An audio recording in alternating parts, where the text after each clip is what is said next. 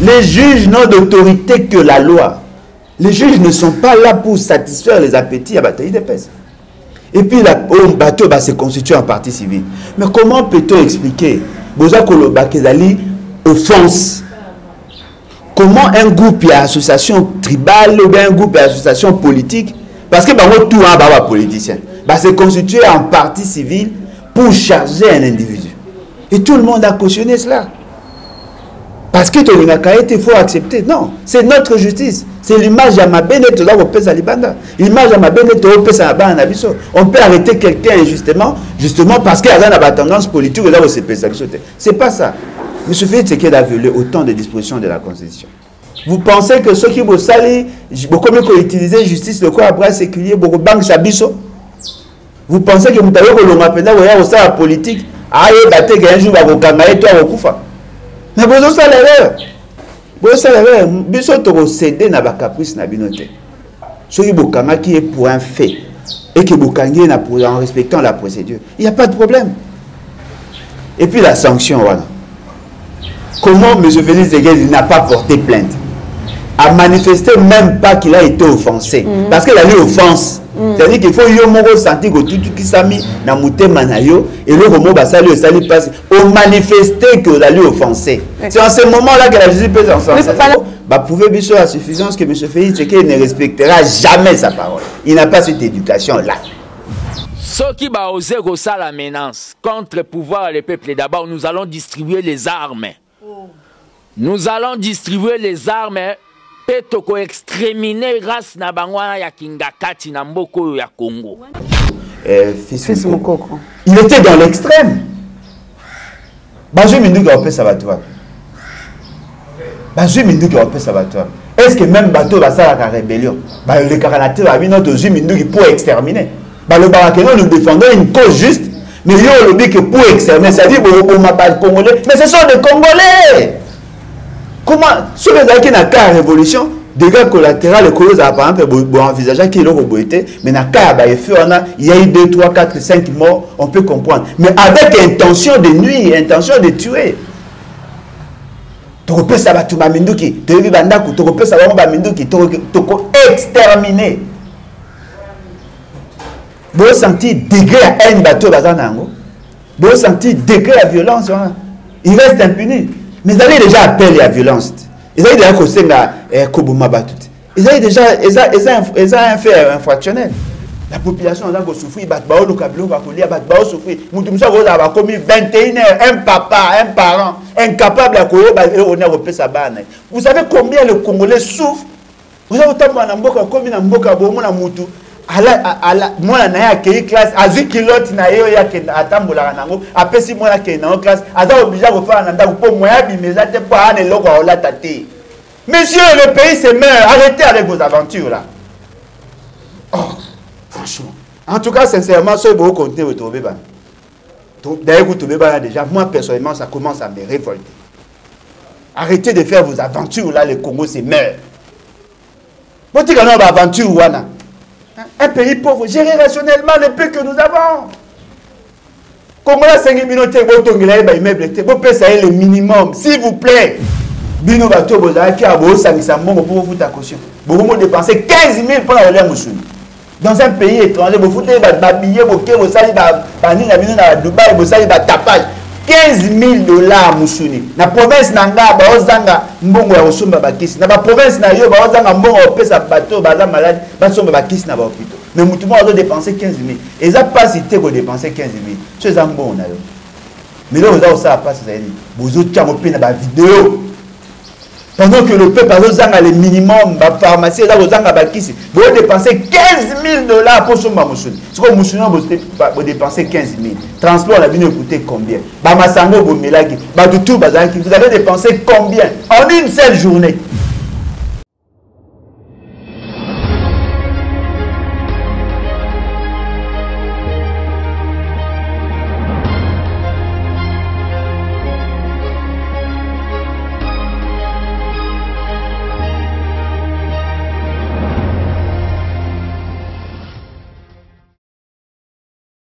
Voilà, il y a plus Claire Télévision, Bambote na Banda Kunabino, grâce Tumba une fois de plus na Banda Kunabino.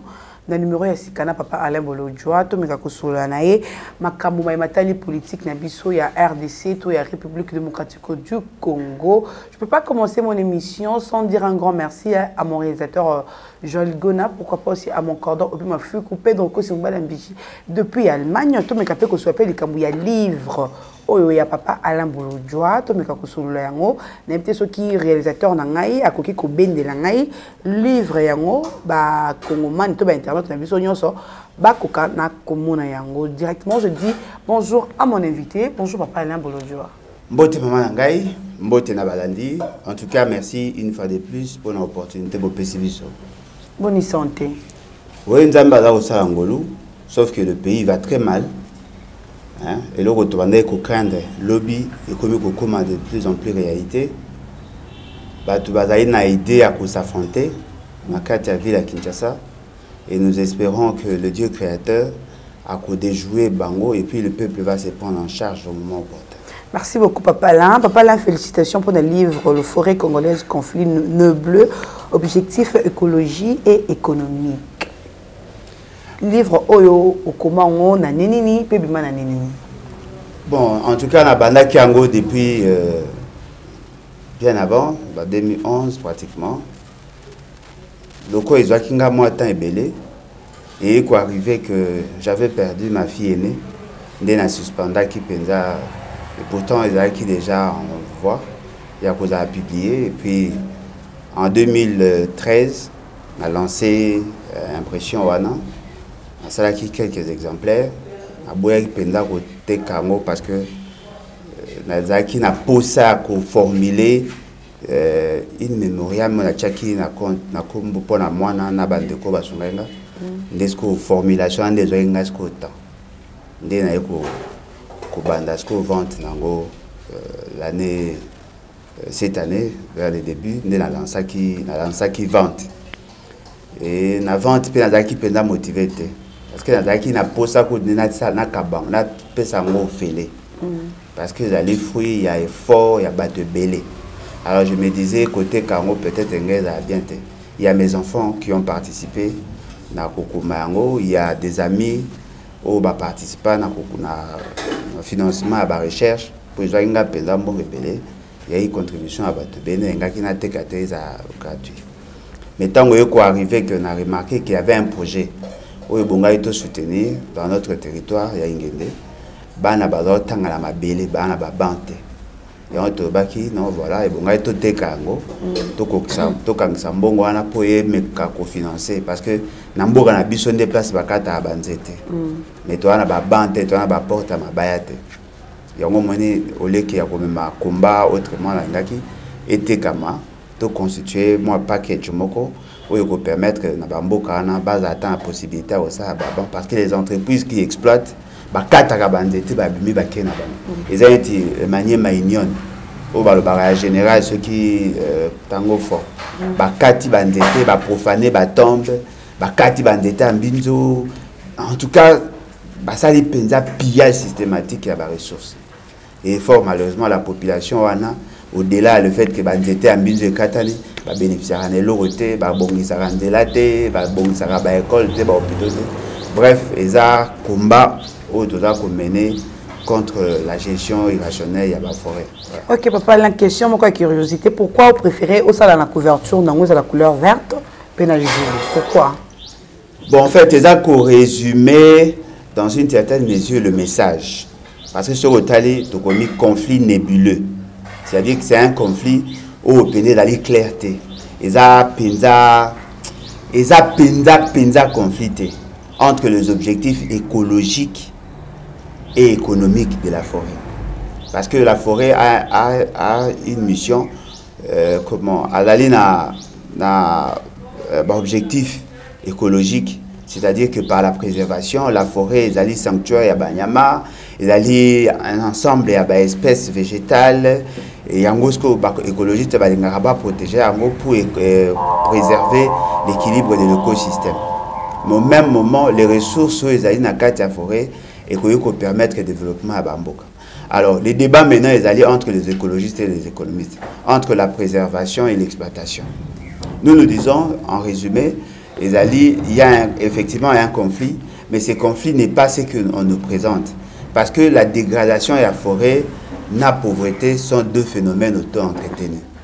Ceux qui ont de manière sauvage, eh bien, il faut créer des désertification et comme la paupérisation davantage.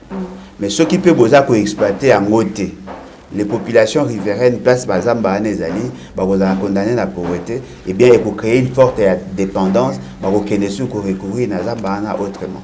Et voilà pourquoi nous disons qu'il faut maintenant amener une gestion rationnelle où il y a la préservation, la exploitation, mais de manière rationnelle, afin qu'il trouver le point d'équilibre entre les objectifs écologiques et les objectifs économiques. Voilà.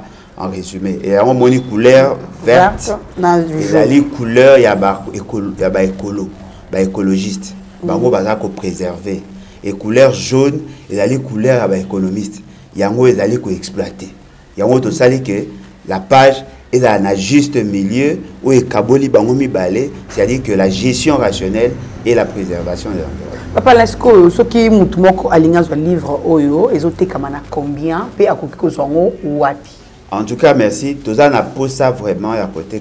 Ceux qui sont arrivés, par exemple, à côté 1000. Et que ça, la vie, c'est pratiquement 20 000 $. Parce que le livre mot est à 20 $. Ceux qui sont à côté 1000, et que ça, c'est 20 000 $. Mais à 20 000 $, c'est le coût de production. En tout cas, il faut permettre de financer au moins 5 écoles au Baroui Gozana.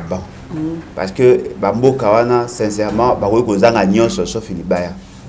C'est vraiment injuste. Et puis, là où le taux de malnutrition est élevé et le taux de morbidité, la mortalité infantile est élevé. Et pourtant, dans la place où on est place de la richesse, c'est bon qui va ça. Et puis, dans un système de culture sur Brili, il faut réduire le potentiel. Et il faut maintenant chercher à diversifier l'économie. Donc, on est ouvert dans le monde de tout. Vous passez commande. Si vous avez un moto à partir awa bato pona bawa libanda bakoyi ko tinda bato na bango atoteki bango awa ou sinon bakoyi ko pesa adresse à moto to ko notiquer la bango sinon to ko tia ngona agence pour que permettre biso to zo moyen wana oleki ya ko zelaka mindele basala. Je crois le Congolais bakoki ko récupérer la situation pour l'avantage de tout le monde. Voilà. Ok, bah Congomani nyons aussi ko yoka livre oyo kitoko ils ont été comme à 20 $. Pourquoi pas aussi que ce soit à 50 $? Pourquoi pas que ce soit aussi à 100 $? Parce que bon oyo que ce soit un livre oyo et que sunga na développement ya mboka na biso to na ba école oyo bipa yo pe baso ko kata ba nzete ya mboka na école ba yo kata ba nzete ba bon ezate. Vraiment papa là merci pour l'initiative, un peu félicitations vraiment pour un livre na yo. To banda masolo ya matali politika tout monde qui ba kan ki mona moka Barnabé. Oyo alobaki que non, chef de l'État a kolia mboma. Akangie basambisier ya ya chimpi ya chocho. Akenaye malamoko 3 ans de prison ferme na Makala. En même temps, il y a des vidéos qui circulent fait à mon amour fils Mukoko. Oyo alobi que ba ko distribuer ba armes. Ceux qui va oser ça la menace contre le pouvoir et le peuple, d'abord nous allons distribuer les armes. Nous allons distribuer les armes pour exterminer race na bangwana ya Kingakati na mboko ya Congo. C'est comme si un fils Mukoko ba yo quitté ton papa. Bon, en fait, le problème est arrivé, monsieur Barnabé, Azam Moutou, en tout cas, ceux de tout la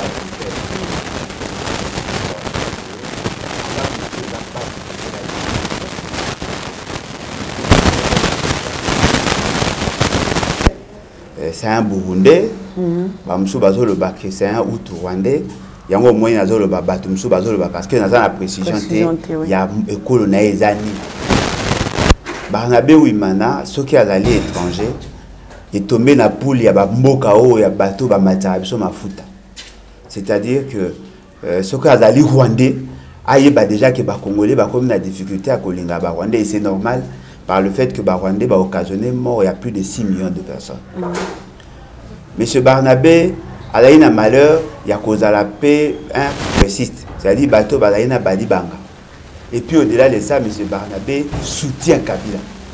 Ce qui veut dire que tout le monde par rapport au Sangi Siwana, par rapport à discours naïe, Italie Makambo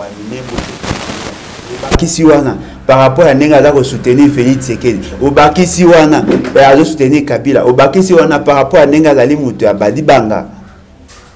En tout cas, bato mingi ba se paye na arrestation. Mais loko na ina loba bakangi était poza Rwandais, bakangi était poza Muta Kabila, bakangi était poza Muta Badi Banga, bakangi était poza ko soutenir Banyamulenge, mais bakangi pour balobi ke a offensé chef de l'État entre guillemets et puis a menacé de mort. Ce qui veut dire que makambo to ko lingela été za maramususu. Mais makambo bakangi lié pesa maramususu. Pour quand nange ezali que ba osala mutu mabe lokwa yo lingaka été utiki mabe wana salama. Alors que zo bossa na que jurisprudence mombeza au se constituer. Ozo bossa na que là nous sommes dans le domaine de la justice. Parce que ceux qui na justice ya Congo mutu moko bolingaka été na quartier bakangi de manière bakangi injustement et de manière arbitraire. Yo loko lingaka été utiki basala yango. Mais ko bossa na te que un jour il peut comme la yope bakanga on a la même circonstance. Parce que nous avons commis une erreur. Yagoti Kababo Makas, le Mumba. On a laissé passer. Parce que tout le monde a dit que non, voilà, à l'Obaraming, Bamsou, Abia, à Keneka, on a posé ça qui. Mais aujourd'hui, tout le monde sent qu'on avait commis une erreur. Tout ça, a fait erreur, Yagoti Kakasavu, Balongola, na Bokondi, na Marco Balongola Kai. Bapeki ça y a Bimanamboka Oyo, à Keneko se faire soigner. Et les gens ont cautionné cela. Et ne soyez pas surpris, à partir de là, ça, Kasavu, c'est ce qui a instauré la dictature. Notre souci est que la justice soit juste. Si on peut avoir des divergences sur certains points, mais que la justice est ici quand il y a des pour la mona ba locataire ba boter ba bailler ba mapa. Tout le monde a une injustice est belé parce que le bakangi, ma ko kanga pe biso lobi.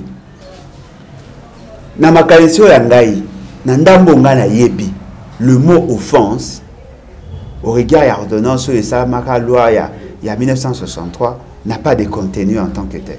C'est-à-dire que ce que le bili kamomoko OSP ici muto azali ko assumer fonction à président de Big T.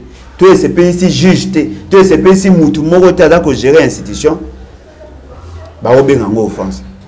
Mais qu'est-ce que Barnabé a dit au ba obenga offense? Parce que na kati ya procès na yoki ba discours du genre si ko obenga président pour anini. Liboso na ko benga chef de l'État. C'est-à-dire que même les juges considèrent pour sa part que M. Félix, c'est qu'il faut obéir à président partout, obéir à chef de l'État. On peut arrêter tout le monde. Et puis surtout, tu as victime, il y a injustice. Combien de bateaux à un aéroport? Pour un fait bénin, Bakangi, qui ne sait pas voyager. Combien de bateaux à la prison, le lot, injustement arrêté. Ce qui veut dire que la justice doit faire son travail. La justice est à la base séculière à la partie politique. Baza bateau, tu es exécuté, ordre, non. Pour ce que dans l'article 150 de la Constitution, la Constitution est claire. Les juges n'ont d'autorité que la loi. Les juges ne sont pas là pour satisfaire les appétits à bataille des pèses. Et puis, le bateau se constitue en partie civile. Mais comment peut-on expliquer offense? Comment un groupe d'association tribale ou bien un groupe d'association politique, parce que tout un politicien, se constituer en partie civile pour charger un individu. Et tout le monde a cautionné cela. Parce que il faut accepter. Non, c'est notre justice. C'est l'image à ma bénette là au pèse à Libanda. L'image à ma bénette au pèse à la on peut arrêter quelqu'un injustement, justement parce qu'il y a une tendance politique là où c'est pèse à la. C'est pas ça. M. Félix Tshisekedi a violé autant de dispositions de la Constitution. Doit-on les sanctionner en violation de la loi? Voilà, parce qu'il a trahi le peuple, et puis il va salir ma baie, et moi je dois accepter. Non, le fait seulement que Nabouyaka, arrestation Henri Magie, Nabouyaka, arrestation, il y a Papi Okata, tout ta pouvoir. Nabouyaki, arrestation, il y a Mama Tchalamwana, Nabouyaki, arrestation, il y a Barnabé, parce que je considère que la démarche, la procédure, n'est pas ça, il est en haut, et il y a qui m'a lamouté.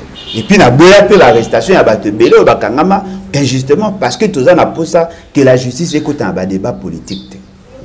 par rapport à makambo balobi ya Kenor Koliambuma.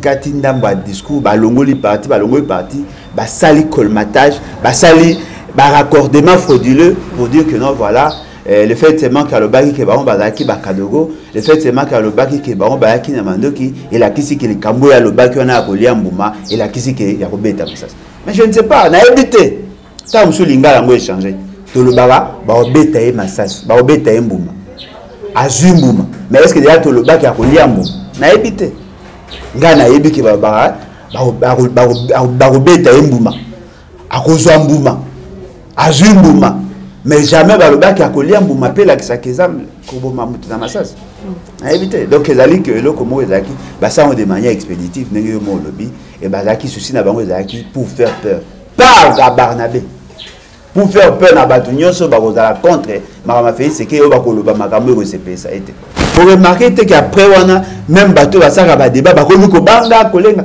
mais attendez vous cherchez à nous brimer vous pensez que ceux qui vous sali bakomi ko utiliser justice le quoi après séculier boko bang sabiso vous pensez que mutayo ko longa penda ko ya ko sa politique aye baté que un jour bakokanga et toi okufa mais vous ça l'erreur.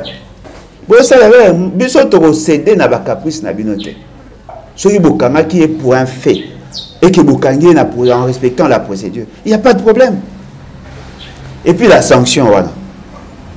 Comment M. Félix Tshisekedi n'a pas porté plainte? A manifesté même pas qu'il a été offensé parce qu'il a eu offense. C'est-à-dire qu'il faut yo moko sentir que tout qui s'ami na mutema na yo et le moment basali sali passe au manifester que la lui offensé. C'est en ce moment-là que la justice peut s'en sortir. Il y a peu de vidéos de Félix Tshisekedi dit que non, na régime naïe, il n'y aura pas des arrestations, il y a que non, bah lobby est comme un chef de l'État peut bakangi. Ah voilà. Ce qui veut dire que bateau basali yango ba prouver biso à suffisance que M. Félix Tshisekedi ne respectera jamais sa parole. Il n'a pas cette éducation là. Pour beaucoup de bateaux on a obéi à l'offense.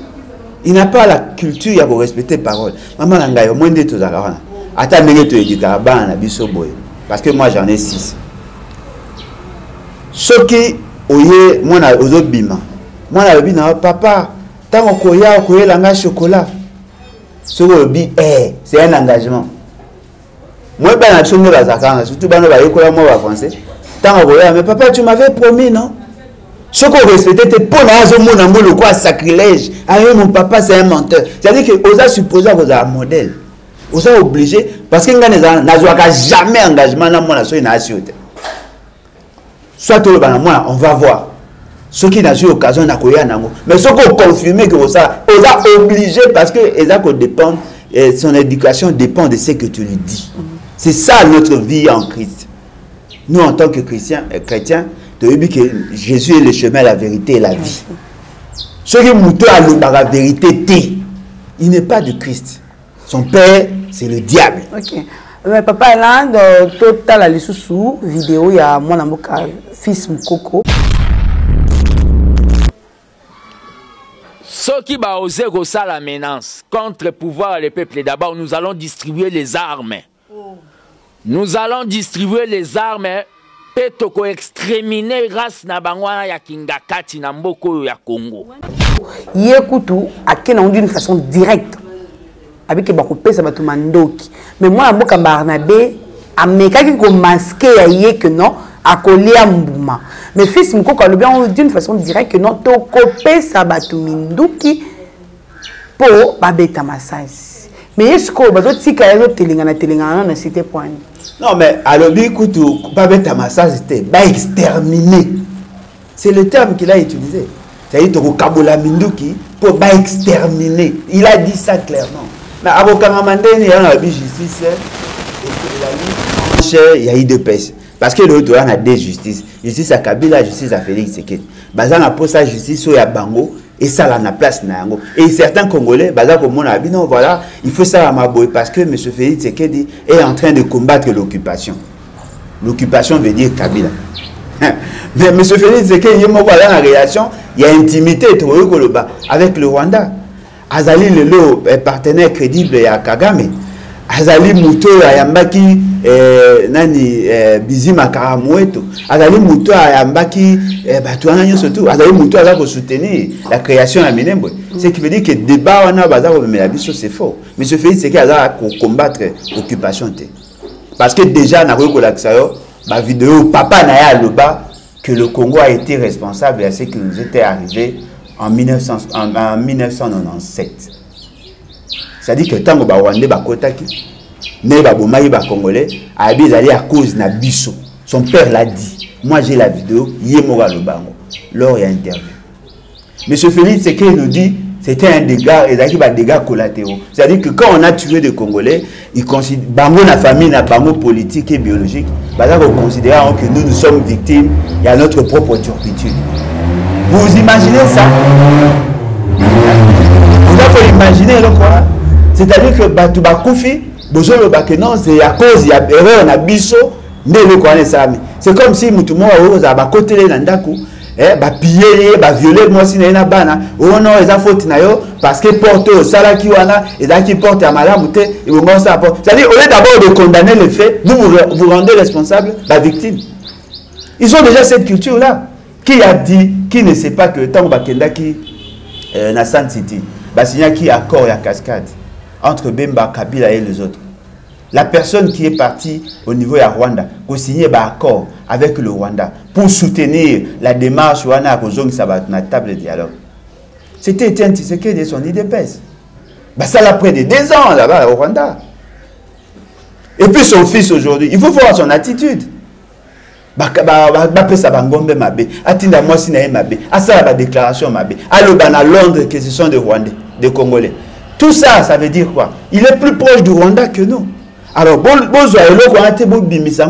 M. Félix Tshisekedi a combattre. Non, M. Félix Tshisekedi a un pouvoir totalitaire. Et puis, M. Il était dans l'extrême.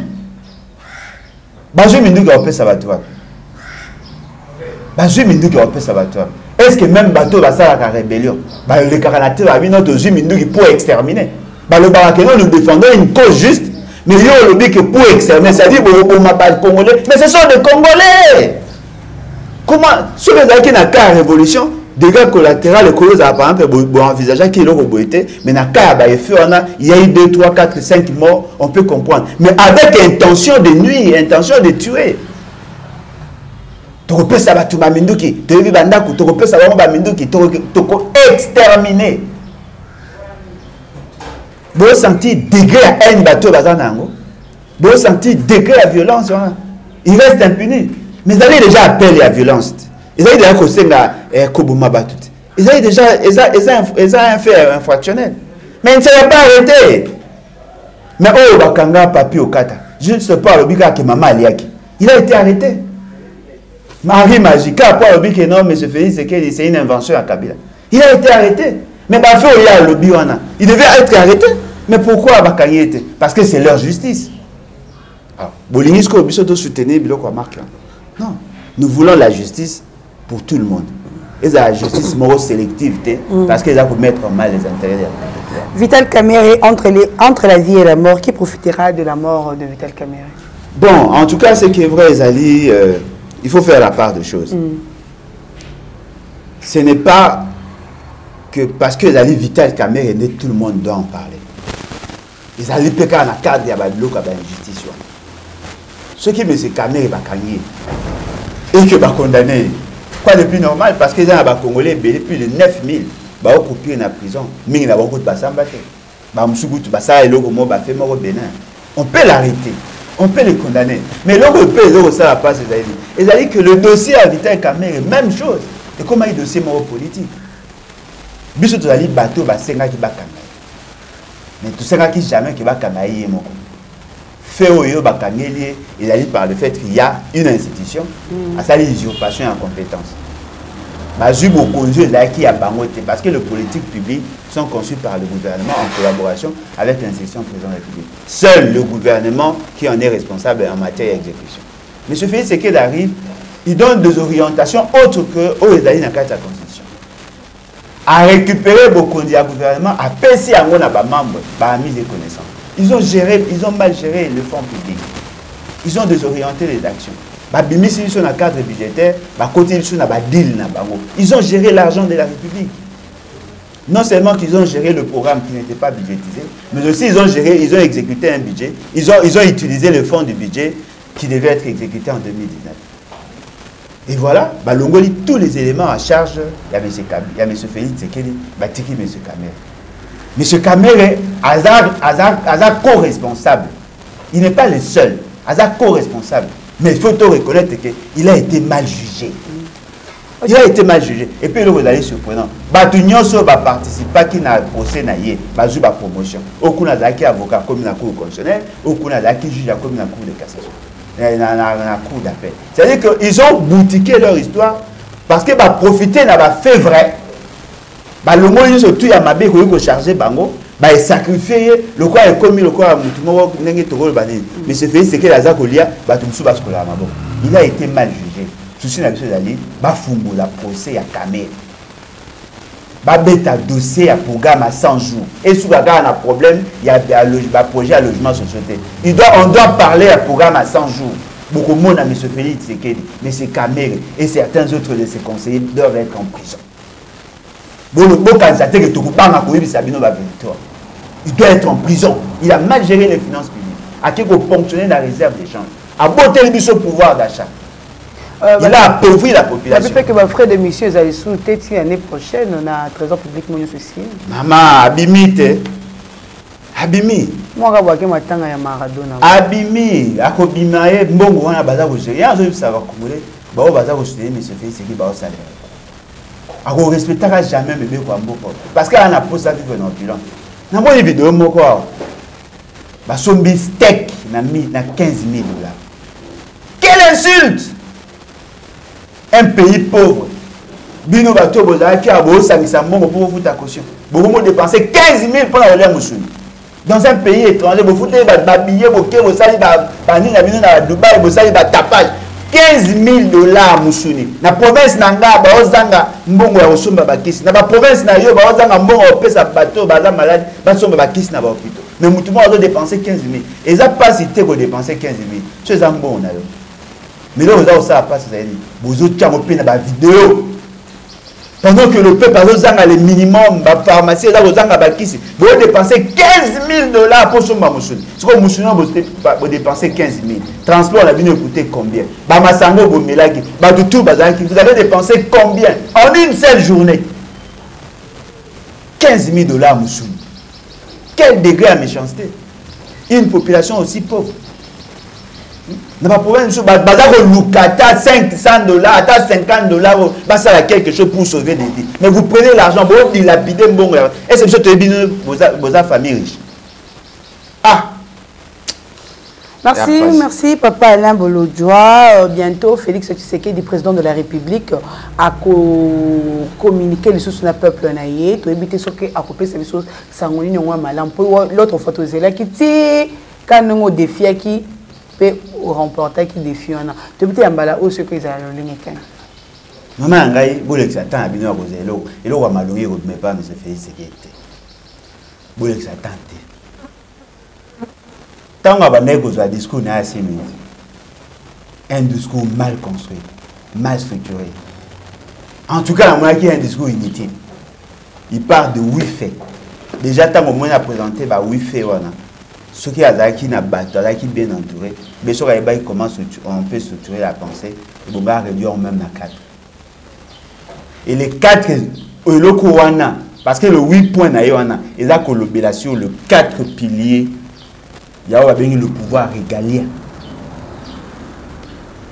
Le président de la République a retouché question à sécurité. Il y a défense, il y a affaires étrangères. Et dans une certaine mesure, il y a justice. Le 4 points. C'est ce qu'on appelle le pouvoir régalien. Mais M. Félix Tshisekedi s'est plaint, à Zolo Banabino, 2 ans après, qu'il y a yokanité, n'a pas 4 points. Mais avant de commencer la coalition, la première des choses à faire, c'est quoi? C'est d'harmoniser le point de vue et de présenter un programme de gouvernance. N'est-ce pas que M. Félix Tshisekedi, dans l'association de la FCC-CACH, va présenter un programme de gouvernance dans l'Assemblée nationale? C'est sur base de ça qu'il va faire un budget à 2020. Tu vois, Azo Bissabino Lelo, que non, voilà, makambo la justice, makambo la défense, il y a sécurité, il y a affaires étrangères, il y a makambo la CNI, tout ça, Boyo Kanate. Mais Boyo Kanaka Nini, na programme, il y a Obokendara dans l'Assemblée nationale, avec les 15 piliers. Vous nous prenez pour des cons ou quoi? Donc, vous savez, peut-être coalition, vous savez, c'était ma canicité. Les autres ont remarqué que ma canicité n'est pas canité. Mais quand vous avez signé votre accord là, tant que vous savez qu'il va publicité belé et coalition pour sauver le peuple, il n'y a pas d'autre solution. Il faut tout s'angana. Mais ce Kabila partenaire crédible. Vous ne savez même pas que vous n'étiez pas d'accord sur les ABC. Et voilà, vous nous amenez un pays déjà pauvre. Bah, tu as la difficulté à coller. Il y a combien là? Bah, on a besoin de vivre na passe. Bah, si bah combien a problème belé à Kokota parce que bah on vivre na infection. Bah, tu as la difficulté même il y a toilette. Et voilà le débat inutile. Pourquoi on met un débat sur le rôle que doit jouer un président de la République? Messieurs, allez lire la Constitution. Arrêtez de nous distraire. Non, voilà, Nayoki Bino, il a un repère référendum. Nayoki Bino, Marabo Bolobi, Ndenge Zawana, Nazaka Naposa, partenaire Nanga, Mekapo à Corevoir, Nazana Batebele, et tout ça, il faut bâtir un mois, Bakota, qui c'est les postes ministériels. Bayokani comment contenir la réunion et puis et les autres viendront pour avoir le pouvoir. Moukobo que M. Bemba a 32 millions de dollars na Félix Sekedi pour nous soutenir. Moukobo que Moïse Katumba a 50 premier ministre. Vous allez dire quoi? Na kati ya bateau bakendaki wana. Il y a des gens qui ont il y a des audios bakendaki pour na rejoindre mbongo ba comité ba 7000 dollars. Boke de 7000 dollars, pour na kota mabunda, boza 7000 dollars, bamsou boke de pas mes pays, c'est que dit, beaucoup n'a donc la possibilité de notre pouvoir et comme ça. Ces gens-là ne sont pas venus parce qu'ils sont des modèles. Nakati na bango, ba criminels, bazali, ba voleurs, ba détourneurs, ba pilleurs, ba violeurs, ba nakati. Ba tumso ya yambaki wana. Baza cité nommément na kati ya rapport ma pays. Qu'est-ce qui a changé? Est-ce que tu veux que le jour où tu as fait ma solo à peu près? Ils ont passé, hein? Ils ont passé. Sincèrement, moi, je n'ai commis un degré à révolte. En tout cas, il y aura un temps à pouvoir se contenir. Pour que tu me sois dit, il y a il y a 11 ans. Un médecin salaire moins parce que médecin tant à ma vie. Est-ce que vous avez imaginé pas cette rose là? La population a souffert, a commis 21 heures, un papa, un parent, incapable à courir, on a repris sa banne. Vous savez combien le Congolais souffre? Vous avez autant de mboka, comme na mboka, bomona mutu, moi na accueilli classe, à 10 kilotes na yo ya atambola nango, après 6 mois na classe, aza obligé de faire un anda pour moi, mais ça te pas un logo à la tate. Monsieur, le pays se meurt. Arrêtez avec vos aventures là. Oh, franchement. En tout cas, sincèrement, ce beau contenu, vous trouvez pas. D'ailleurs, vous trouvez pas déjà. Moi, personnellement, ça commence à me révolter. Arrêtez de faire vos aventures là. Le Congo se meurt. Vous dites qu'on a une aventure ou un pays pauvre, géré rationnellement le peu que nous avons. Congo là, 5 minutes, vous pouvez payer le minimum, s'il vous plaît. Oh. Merci beaucoup, na Balandi, à Plus Clair Télévision. Comprenez, Papa Alain Bolodjoa, il n'est plus dans ses états, il est déjà révolté. Kanda ya Congo et Mathieu Makasi pour Amema Congo na motema. Merci, Papa Alain, Nathan, au dispositif, d'accord répondre à l'invitation de M. Mokolo Moalelo. Merci, Pena Baignon, sur qui il va côté la biso, sur qui Manuel, vous côté la biso, sur Plus Clair Télévision, la chaîne de la vérité. Kobo Sanate, Nako s'abonner, ko aimer, ko partager. Bah, émission que ça vous vraiment Makasi. Je vais finir mon émission sans dire un grand merci à mon réalisateur Joël Gouna Nation Bilili, Pena Cordon, au plus ma fou surtout pour un livre. On a vraiment 7 mingi pour un livre. Oyo ya kitoko papa Alain a commis biso so na posa ya livre au bengi moko papa Alain. Boye bandi beaucoup sur la peine nini livre ekoki komela yo pesa pa ba commode na ko ça biso vraiment kitoko makasi. Numéro ya papa Alain au cas où mutoza posa ya livre papa Alain. Isa 00243 81 250 28 51. 81 250 28 51. Merci beaucoup. On est sur le numéro de Papa Alain Bolodjoa. Ata pour sur on a surtout pour un livre hein, un livre. Ata les solo mususu c'est nango ko benga e beaucoup soane ba surtout pour un livre. Na place que non oui mo ceux qui 100 €, 50 €, OK nango soit ma comme mususu mais pourquoi pas aider bande qu'on a biso parce que la funa parce que souffrir parce que tanga na ba condition est bien téné papa là le dit que perdre une fille de 11 ans juste kaka pour médecin atanga qui na bien té. Mais awa bana msupe bazana mayele mais bazana ba condition malamu te ya kotangira mais ceux qui tusungi apale na kosoma ba livre oyo 5 écoles bazana droit ya ba bon au bana ba kotanga vraiment na ba condition malamu. Moi bino grâce Tumba je vous dis bye et au prochain numéro.